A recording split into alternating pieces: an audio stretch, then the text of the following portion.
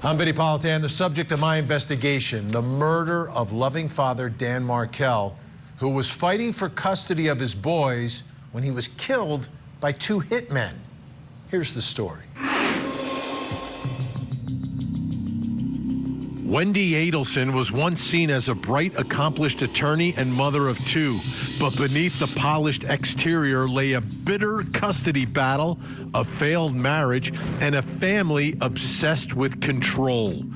When her ex-husband Dan Markel was gunned down in his driveway in 2014, execution style, questions immediately turned to motive. Prosecutors allege Wendi's mother, Donna Adelson, orchestrated the hit, desperate to free her daughter from court-imposed visitation and the pain of shared parenting. Though Wendi has never been charged, her name echoes in courtrooms and podcasts, tethered forever to the plot that ended Dan's life. She gave strange interviews. Now her mother, Donna, is getting ready to face murder charges in court more than 10 years after the murder. Will the words of Wendi be used to convict her own mother, just like her brother? And during the trial of that brother, Charlie Adelson, there was a lot of talk about Donna Adelson, both inside the courtroom, like from the witness stand, as well as folks commenting online and conversations that people were having about the case. We're watching the trial of Charlie and we're talking about Donna. Well, now the trial of Donna is coming up, and we're starting to hear a lot more people begin to talk about Wendi Adelson, the daughter, the one who was really, when you talk about who was the beneficiary of this, I don't think anyone was, because there's two children without a father, but theoretically, you know, from a criminal's mind, who's the beneficiary of all this is Wendi, because she can move from Tallahassee and raise her children in South Florida, which she in fact ended up doing. So we're going to take a look at Wendi Adelson during the course of this program, a lot closer.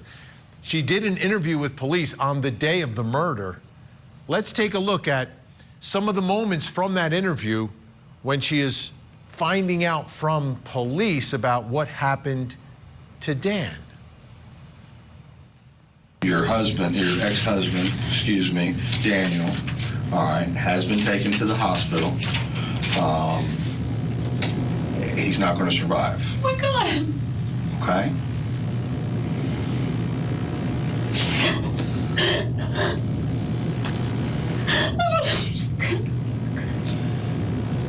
I'm sorry, hard. I'm about to turn around this party. What happened? Well, before we get into everything, I have to establish where you were and who you were with and so forth. Okay. Okay? And then once we've established all that, I can give you more details. Okay. Do you understand why I wanted you to come here before I discuss this? Oh my God.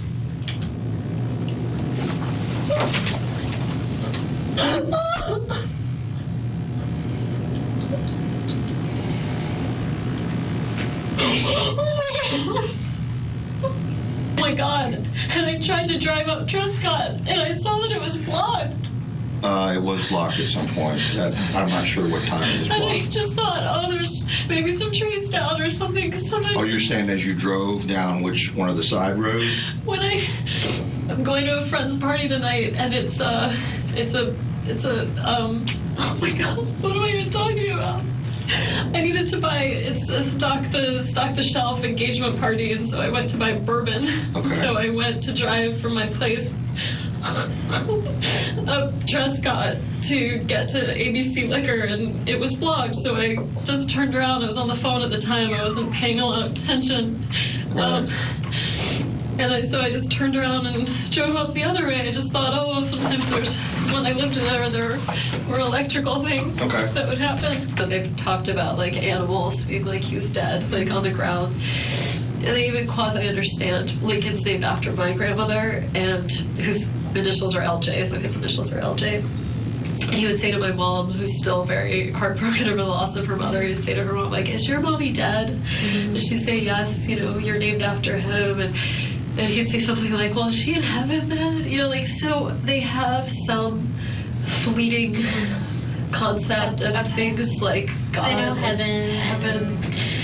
I mean, I don't know. And let me just kind of back. I'm not sure what investigator Isom kind of told you. You know that he's still alive. No, I didn't know that. He's. Is he possibly gonna make it? I don't know the answer to that. I know. He made it sound like he was gone. Okay. So does that mean that he might be okay?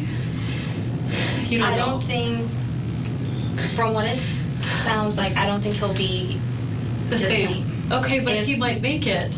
I don't want to give you that false hope. I'm sorry. I just thought he was gone, and now I don't know what to tell. It's sort of a game changer. I know, and that's why I was kind of asking you. I didn't know that. He made it sound like he was gone. I'm trying to keep you informed as much as possible. Thank you. I'm trying to be in a bunch of places at once. My grandmother once said you can't have your tuchus in 2 places at once. It's hard That's to true. do. That's true. I'm losing my mind over here. Okay, this is the thing. All right, I'm my understanding. Okay, I'm going to give you the. Let me do it backwards because this will be easier, or not backwards, but the other way. Is he still alive? Clinically, he's not going to live. What does that mean? He has Is he a brain severe dead? yes. He has a severe brain injury. Someone shot him in the head. It's apparently there's too much damage to recover from it. Okay, that's why we need to get a hold of His family. parents. Right. I don't know what his I don't know if he has an advance directive or Right. what he would have wanted. He once told me that he would want we joked, I said I would want to be like, if I have an advance directive, I do this kind of work, I run a medical legal partnership. Like, I once said if I ever was like brain dead, I would want to be like, I'd want the plug pulled. Right. And he said he would want all efforts made, like he would be cryogenically frozen, like he wanted every single effort that could be made to keep him alive. I know that much. My understanding, and that's what we'll have to get a hold of the family as soon as possible, but my understanding is there's irreparable damage. So a little bit of a roller coaster ride that she's on based upon some of the information that she's getting. But there is emotion there. You can read to it however you want. But let's take a look at that. That brings us to the first question in our investigation, which is about the way she's acting here. What does Wendi's demeanor during her police interview reveal? Does it seem legitimate? Does she seem surprised? She's volunteering some information. Here to help answer that question tonight is Dr. Robbie Ludwig, psychotherapist, author, and host of the new YouTube series, The Pivot, with Dr. Robbie Ludwig. Also with us, Joel Waldman, host of Surviving the Survivor podcast, which has gone deeply into this case. All right, thank you both for being here. All right, Dr. Robbie, watching this, obviously, I think she's being put on a roller coaster because of the information that is kind of in 2 different places about what happened here. But obviously, in the backdrop of all of this does she have any idea any of this could have possibly happened? What is it revealing to you as you watch Wendi Adelson in that police interview? Well, she seemed deeply upset, and it's hard to know. It's hard to separate what we know about her family and possibly how her reports about her husband and the divorce could have been interpreted by her family. But it seemed like she was relieved when she thought he was alive. And she did say, in terms of a living will, he wanted every effort to be kept alive. She didn't need to say that. And she counterbalanced what she wished for herself. So I thought that was a strong sign that she did want him to pull through whatever crisis he was experiencing. But, again, there's always that question in my mind. Did she put 2 and 2 together? Did she have any sense that her family could have been responsible for this? And that's unclear at this point. Joel, I know that you've watched this interview many times. You have diced it and spliced it during your podcast. What does it reveal to you, this initial interview with Wendi Adelson, the day that Dan is murdered? Yeah, Vinny, thanks for having me. And this interview happens just a few short hours. And, apparently Detective Craig Isom, who conducted the majority of the interview, he tells her about the children. But during the course of the interview, there's no real sense of urgency on her part. How are the kids doing? Where are they? And the most telling part to me is that part you played toward the end where another investigator is speaking to her and she comes to the realization that Dan is still alive. And the question is posed, well, is he going to make it? She says something to the effect of, oh, you made it seem like he was gone. And knowing what we know, to Dr. Robbie's point, that can take on a whole different meaning, almost like there's disappointment, a tone of disappointment. Now, listen, everyone grieves in a different sort of way. Dr. Robbie can tell you that. I have no doubt that some of that emotion was genuine, but for what purpose was that emotion being elicited? That's up to potentially a jury to decide, at least us as observers, to make our own decisions. And Dr. Robbie, what's significant here is obviously this is not a couple that is together at the time. This is the couple actually engaged in a very bitter custody battle about where these children are going to end up. How do you see that? And you can take it beyond this couple, but just couples in general. You go through a divorce, but you are parents of children, so there's always that connection. How nasty can it get? And does that kind of go out the window in times of grief normally? Well, I think relationships with partners, and even if you're divorcing a partner and it's a heated divorce, there's still different kinds of connections. So you could really hate somebody and may wish that they're dead, but if you actually hear that they died, it is very possible that the part of you that initially loved them or shared children with them, has a very different set of feelings, may even feel guilty. So I understand the complexities of any kind of partner dynamic, even if there is a contentious divorce. It doesn't mean you hate all of the person or you would actually want them dead. Joel, what did you think of the information she volunteered there about driving close to the house that day? She was going down that street, but it was blocked off. Well, we've come to learn that there was a lot more about that wasn't really shared there. And that is the fact that, and I made this drive myself, Vinny, when I was up in Tallahassee. It's a very circuitous route. For her to drive by from where she was living is literally, more than a mile or so out of the way to go to this, to get a bottle of, coincidentally, Bullet bourbon for the Stock the Bar party. But there's no way that if you have two kids, in my opinion, and I have three young children, she has two young kids. She doesn't really know what's going on with them that day. Something happens on her street. The police have it cordoned off. Your kids live there, albeit they're supposed to be in school or dropped off at school. Aren't you going to make an effort to find out exactly what happened? People just don't believe that story adds up. Why did she go by? Why did she have to see what was there on that particular day? A lot of it is very questionable, very suspect. But again, it could all be coincidence. We just don't know. All right, we're going to continue going through this video of the interview. Coming up next, why did Wendi mention her brother Charlie so quickly? It was always his joke that, he knew Danny treated me badly, and it was always this joke. He said, I looked into hiring a hitman, and it was cheaper to get you this TV. On Court TV. I'm Vinnie Politan. Welcome to Closing Arguments. We have a big hour ahead here. Your deplorable actions are unforgivable. The community still doesn't know how this Boston police officer died. He can't prove one element of his case. It was a dramatic day, a dramatic moment inside the courtroom. What's happening here? It's unreal. Let me show you exactly what happened. Closing Arguments with Vinnie Politan. Weeknights at 8, 7 Central. Only on Court TV. Now, do you recall making a joke that buying her a TV was cheaper than hiring a hitman. Something to that effect. Yeah, it was. Want me to say what?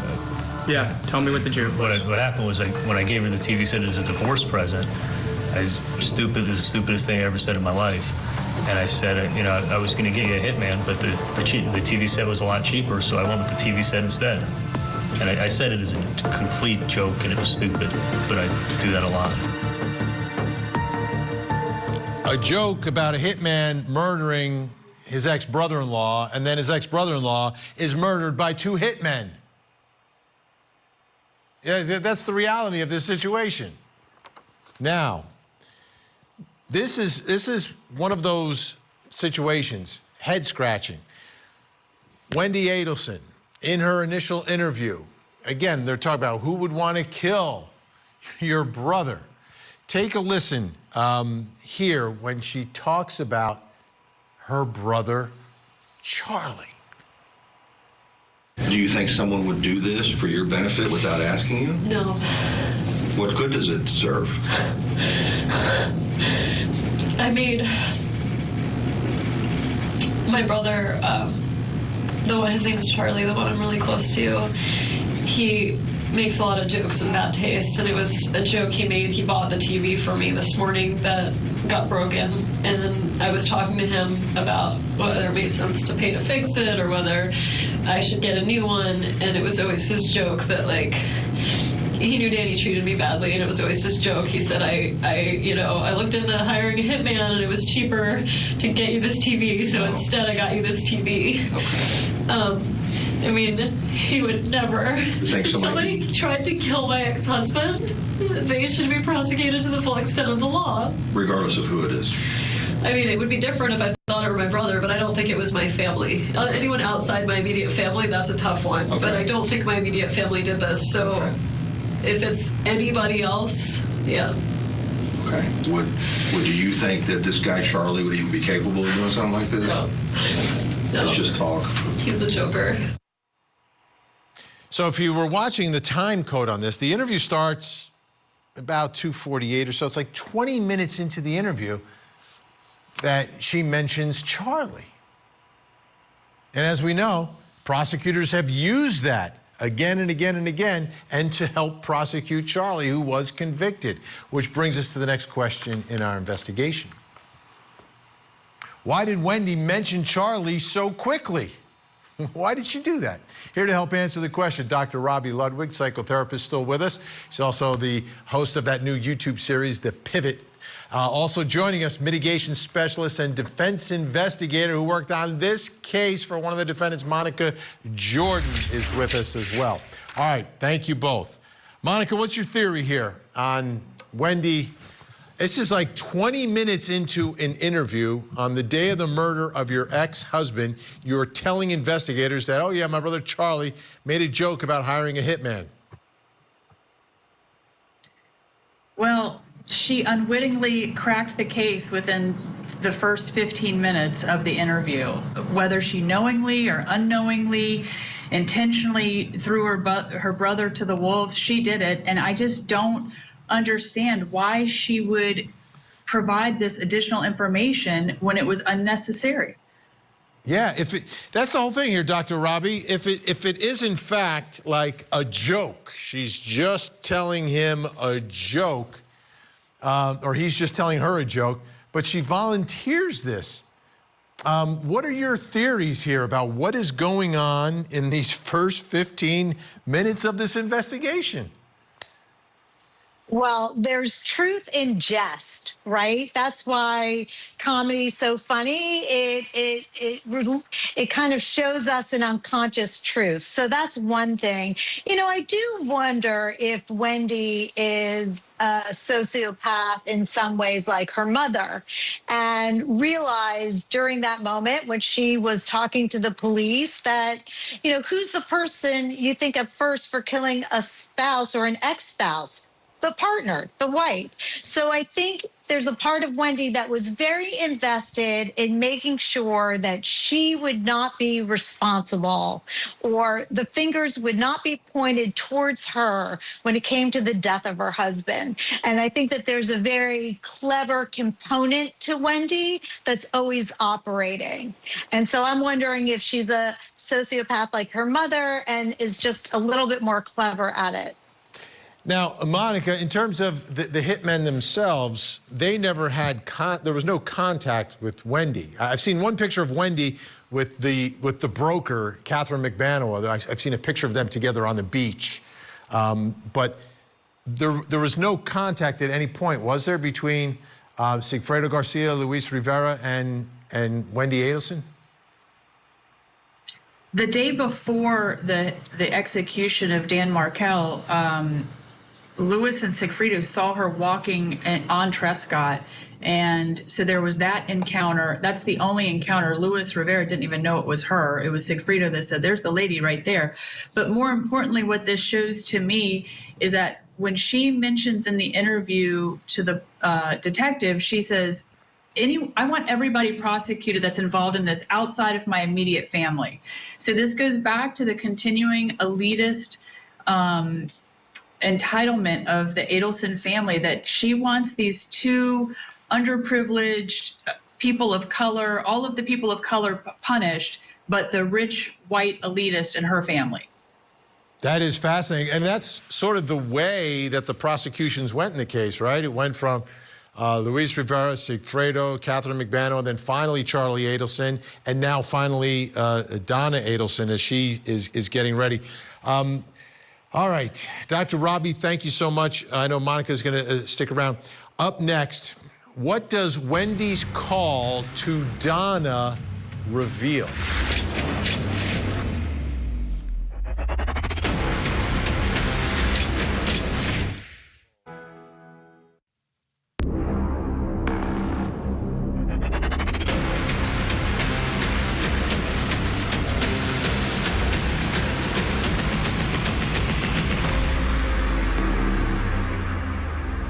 I'm Vinnie Politan. We continue our investigation of the murder of loving father Dan Markel. Prosecutors say he was the victim of a murder-for-hire plot hatched by his ex-in-laws. Here's the story. Dan Markel, a brilliant Florida State law professor and loving father, was gunned down in broad daylight in his driveway in 2014. What first appeared to be a senseless act of violence unraveled into a sinister web of family resentment and custody disputes. At the center, his ex-wife, Wendi Adelson, and her wealthy, tight-knit family. Dan had blocked Wendi's desperate attempt to relocate their children to South Florida, igniting years of animosity. Prosecutors say that animosity turned deadly. A murder-for-hire plot emerged, with Wendi's mother, Donna Adelson, allegedly paying to have Dan killed. Luis Rivera and Sigfredo Garcia were convicted. Catherine McBanoa, the link between the killers and Wendi's brother, was also sentenced. Though Wendi was never charged, her words, actions, and unsettling silence cast long shadows. Did she know more than she said? As the trials continue and Donna faces justice, the world watches, haunted by what may have been a family's deadly secret. And we've been taking a look at the initial interview of Wendi Adelson just hours after Dan Markel was gunned down in his driveway. She's sitting down with police. And at one point in the interview, she picks up her phone and calls her mother, Donna. The camera's rolling. The microphone is on. Let's take a look. Hi, Mom. How's it going? Mom, I need you to sit down. I am fine. The boys are fine. I need you to sit down. I'm fine, and the boys are fine. Danny has been. You can put me on speaker. Yeah. Danny has been shot. And I don't think he's gonna make it. And so I know. So I found this out around 1 or 2 today, and I'm at the police station, and I'm trying to help them figure out who may have done this. The boys are fine. I had Lynn and Alan pick them up from school, and they're with Lynn and Alan right now. And I'm gonna leave here soon and go be with them. But I really need you to come here and be with me. But I want you to either fly, obviously you can't leave right now, but I need you to get yourself together. If it's too much to drive, I'd really rather that you flew up. I'm at the police station, and I'm gonna leave soon and be with the boys before they go to bed. They're with Alan and Lynn, and they're totally fine. Yeah, the boys are fine, but they don't know anything yet. In his house, I know. So I just need you to calm down before you get in the car, okay? Okay, all right. I love you.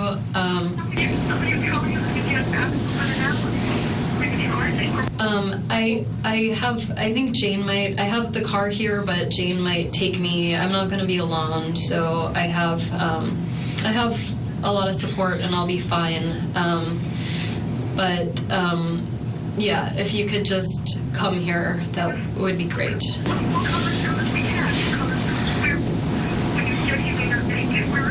He's in the ICU in the hospital. Okay, but be careful, okay? Okay. Okay. Okay, love you too. Bye. Mom. Oh. You did awesome with that call. Thanks. You were so stressed out about it, and you handled it. So as you watched the call, you could hear, and we boosted the audio a little bit, you could hear Donna on the other side, some of her reactions as well. And that brings us to the next question in our investigation. It's about that communication. What does Wendy's call to Donna reveal? Here to help answer the question, criminal defense attorney, former federal prosecutor Tim Jansen, and Joel Waldman, host of the Surviving the Survivor podcast. Now, gentlemen, before you answer this question, big breaking news on Surviving the Survivor today with you two. Let's play that clip for the folks at home, and then let's talk about that and then answer this question. Let's watch. I wanted to break this. This is something I just heard from a very good source. Donna was offered a plea deal of time served if she gave up Wendi. Whoa. And she turned it down. And this is inside the courthouse. She was offered, someone said, maybe give her a deal. They said, no. She was offered time served if she would give Wendi, because of her age. She turned it down. Unreal. You guys are hearing that first anywhere, I think, but here on Surviving the Survivor. Hearing it first there, and you may have noticed Julie Janae, Court TV, TV's own anchor, was there as well. Now, Court TV has reached out to the prosecutors, and they would not confirm the report. If I was the prosecutor, I wouldn't confirm it either, because you just can't confirm that sort of stuff. But Tim, tell us what you know and what your thoughts are about this offer and also about the denial. Well, it's kind of interesting. I was asking somebody else about another issue, and it came up about whether the trial was going to actually proceed. And then they mentioned possible plea deal. And then I was told she was offered time served if she gave up Wendi, and that she turned it down. I was shocked when I heard it. This is the first I've heard this anywhere. And I think it's a credible source. Tim, one follow-up. Are you surprised about the offer, or are you surprised about refusing the offer? I'm not surprised by the offer because, as you know, everybody wants to go after Wendi. And I think that offer, if it's true, would tell you how strong a case they have against Wendi, that they were willing to give her time served, the mother, even though she's 75 or 76. That means they're really desperate to go after Wendi. And am I surprised she turned it down? No, because she would probably have to give up Charlie and Wendi to get it. Joel, what are your thoughts? Again, first about the offer itself, and then about the refusal. Well, Vinny, not to take any shine away from your guests, because Tim and I are guests, but on my show, I always say we've got the best guests in a better community, and this is why. I mean, Tim's got insider knowledge inside of Tallahassee. Sources have burned people before. I wouldn't be completely surprised if this was not the case, but Tim always brings the goods, and, I trust him. He's a frequent guest on the show. I was completely just stunned, the same as everybody else. I had no idea it was coming. Tim and I talk frequently, and Tim said, hey, I've got something for your show tonight. I said, great. We were talking about something else. And then I sort of dropped this news cliche, this bombshell, which in this case is no cliche at all. But to Tim's point as well, no, I'm not surprised at all that she didn't take it. Professor Joe Patuto, who is on our show as well, a law professor with like 40 years experience, pointed out what Tim just did, which is to give up Wendi, you essentially have to admit to this crime, which in turn also means she has to give up her son, Charlie. Charlie's in this appellate process now, and if she kind of comes clean about everything, Charlie gets screwed as well, has got no shot at an appeal. So she sort of has her hands tied, but kudos to Tim Jansen for having the contacts on the inside and breaking that. Sorry, I didn't do it on your show, Vinny, but next time he will. Yeah, it doesn't matter. We get the information. As long as we get the information out. To me, this is fascinating because now let's go back to that phone call, right? So, Tim, in that phone call where she is calling her mom, Donna, what are you taking away from that phone call? Daughter to mother allegedly breaking the news about the shooting of Dan. It's just surreal. It's like, why would she call her mother in the middle of the interview with the police? I think the police were trying to get her make a statement or maybe get the mother to make a statement. And it's really good acting, or you would say bad acting. I don't know how you could spin it, because at points it looks like Wendi is involved, and at other points it looks like she's not involved. So it's just surreal. What fascinates me, Joel, is that she's a very bright woman. She's fully adult. She has children, but she needed her mom there, right? She's saying, I need you here, Mom. She says that in the phone call. I get it. You need your family around you in a time like this, but this is just happening. Like, all of this is just happening. What are your thoughts about because you can sort of hear a little bit of the other side of the phone call. Donna has sort of a loud voice. What did you take away from that? I mean, to me, this is a damning call. Tim Jansen on our show, Wendi has worn the same dress at several trials, and he once remarked, well, an actress wears the same costume when they're performing, and I think there's some performative acting here by Wendi Adelson. To me, knowing what we know, and I'm not going to deny that I have a bit of prejudice here, but it's almost like what you said, Vinny, which she is letting Donna, her mother, know that the job was done. And if you notice on this call, there is just zero emotion. I mean, she's so up and down and roller coaster-ish with Detective Craig Eisen, but suddenly when she pivots to call her mom to sort of acknowledge that this happened, and you'll notice too, Donna doesn't really ask, is he okay? What happened? None of that till a few minutes into the call. So it's almost like Donna is accepting the call from Wendi, having anticipated it, and Wendi letting her know what happened a few minutes into the call. It's eerie knowing what we know now. Absolutely is. Joel Waldman, host of Surviving the Survivor podcast. On this program, you learned why you need to listen to and watch that podcast as well. Tim's going to stick around. Still to come, was Wendi trying to implicate a man named Jeffrey Lacasse? He just was convinced that I'd been cheating on him for months and had kept track of it and was just absolutely convinced that I was cheating on him. Matriarch of the Adelson family gets arrested. Donna Adelson is facing charges of murder, the death of her former son-in-law, Dan Markel. Prosecutors say a bitter child custody battle was the motive for the murder-for-hire plot. Now that Donna has turned into a defendant, what's next for the Adelson clan? Now that the ship is really sinking fast, blood doesn't matter that much. The Matriarch Mastermind murder trial. Live coverage begins August 19th, only on Court TV.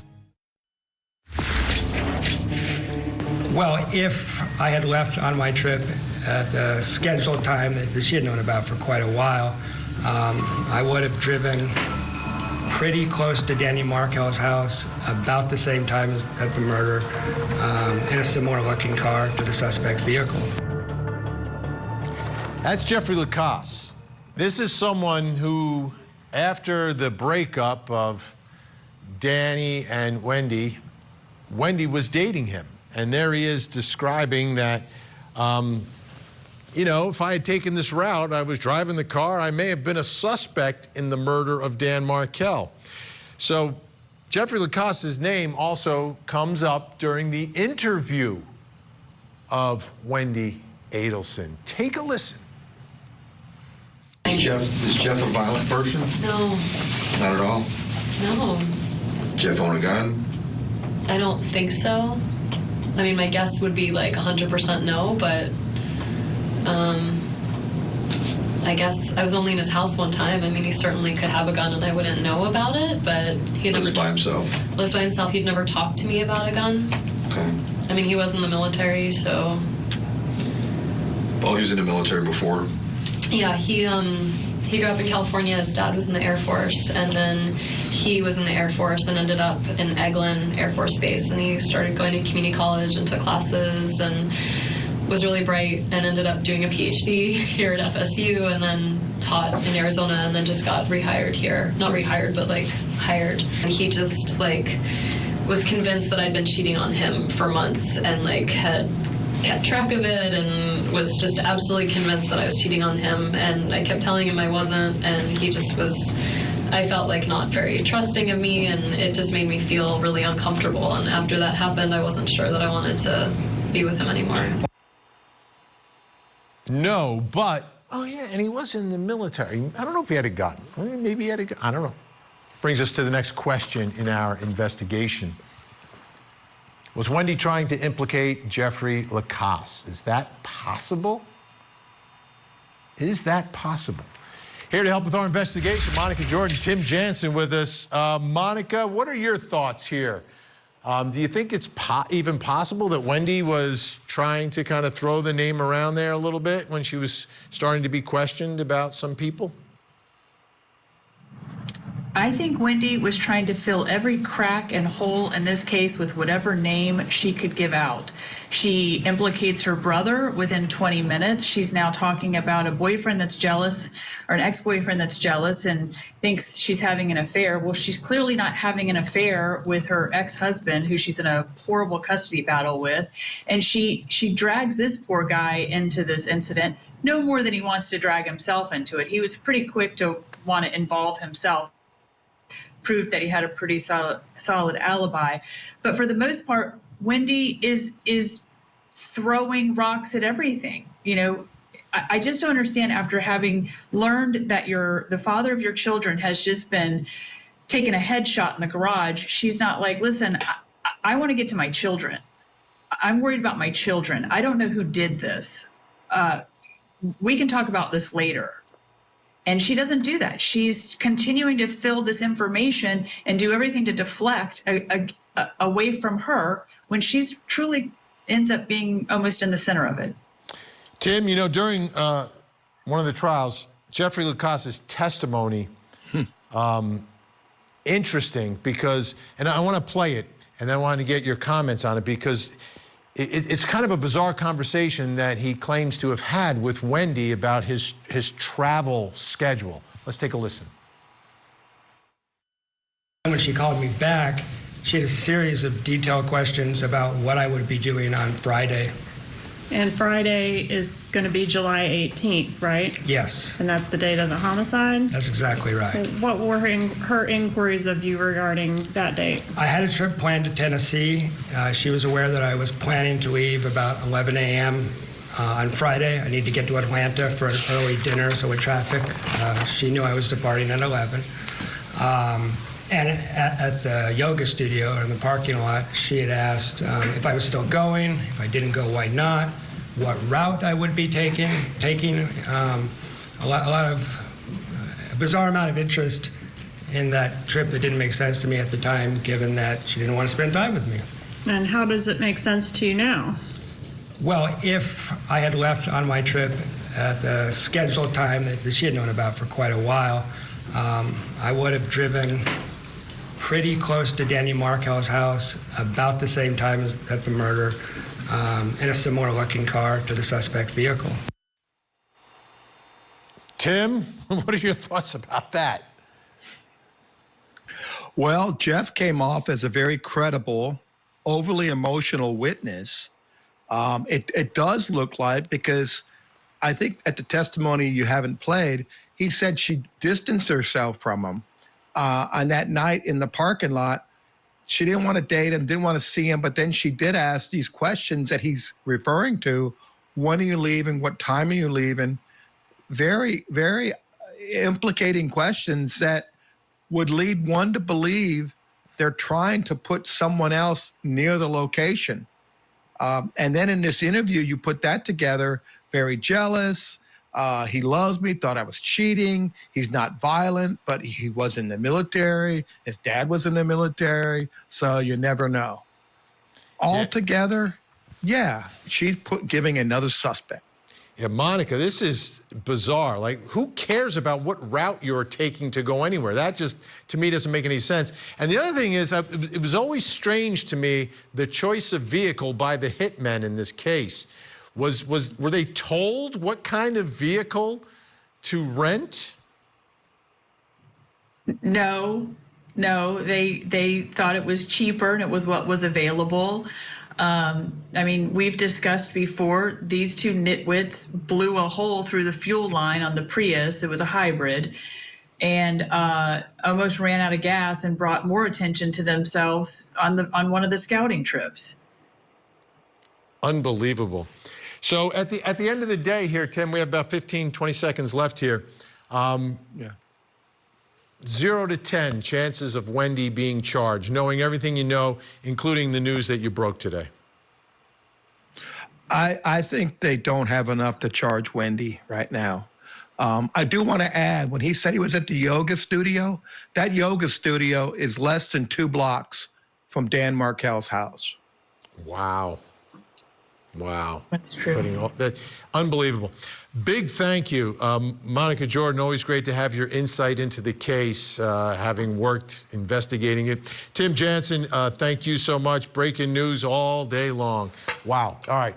You know, a lot of circumstances surrounding the statements and actions of Wendi Adelson certainly make her look bad, but there is no smoking gun or direct evidence implicating her. They tried to get it perhaps from Donna. So the question is, do prosecutors have enough to build a viable circumstantial case for murder? We'll have to wait and see. I'm Vinnie Politan. We'll keep digging for answers as the investigation continues.